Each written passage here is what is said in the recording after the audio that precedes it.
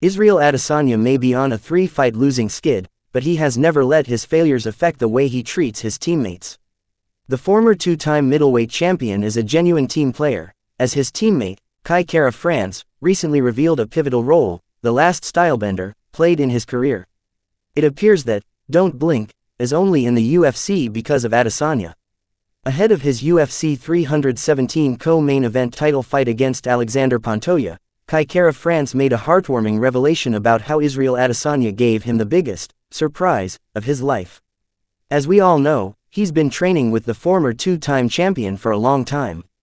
Ahead of one of his fights, Adesanya wanted to thank everybody who had helped him train ahead of one of his previous fights, and that's when Kara-France claims the surprise took place. The Last Stylebender claimed that he wanted to thank his team with a video package. As soon as he turned on the TV in the gym during that particular day of training, Kai Kara-France was taken aback. Instead of Adesanya thanking the team, it was UFC CEO Dana White, and according to the flyweight star, the 55-year-old announced to "Don't Blink" that he was signed to the Las Vegas-based promotion.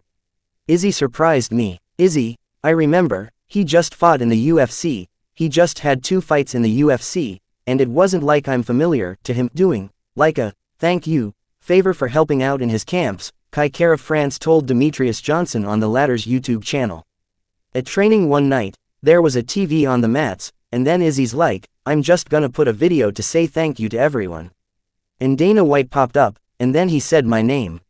And then he said, Kai, you're finally in the UFC. Say thank you to everyone. And Dana White popped up, and then he said my name. And then he said, Kai, you're finally in the UFC." Kai Kara-France couldn't appear thankful enough for the role Israel Adesanya played to get the word across to Dana White. But as we all know, the flyweight star was a part of the 24th season of The Ultimate Fighter. However, he could not win the tournament, and because of that, the UFC CEO didn't feel as if Kara-France was ready.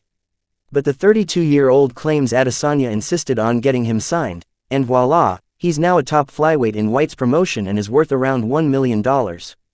"It was a cool moment, you know. Izzy helped me get that deal across the table. I remember him meeting Dana, and Izzy was saying, we need to get Kai in the UFC. Dana White said, we'll get him on the Contenders series. Izzy said, no, he's already done The Ultimate Fighter. He's ready," Kai Kara-France added. Well, Kai Kara-France has come a long way in the MMA world. It's the challenges and adventures that shaped him into becoming one of the best 125ers in the promotion. But did you know that one of those challenges and adventures involved, don't blink, fighting on a cruise ship?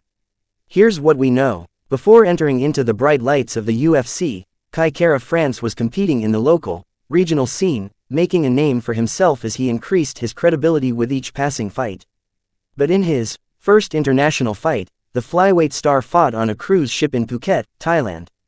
The boat wasn't going anywhere, so the chances of getting hurt or sick were out of the question.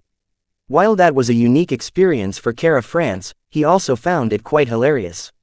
So it was the first international fight ever on a cruise ship. It wasn't moving, so you don't have to worry about getting boat sick and falling off. But the cruise ship came from Malaysia to Phuket overnight. And then the fights were in Phuket, Thailand, Kai Kara-France told ESPN. So all my teammates got to come on the cruise ship and watch the fight. I was fighting a Filipino fighter, and it was funny because all the workers on the cruise ship were Filipino. So they all came out of the kitchen and came out when we were fighting. And it felt like it was his hometown fight. Well, Kai Kara-France's hard work and his teammates' help have now landed him in a UFC title fight. Alexandre Pantoja has been unmovable as the champion ever since he captured the belt at UFC 290. Do you think, don't blink, will be the one to end the Brazilian's reign? Let us know in the comments down below.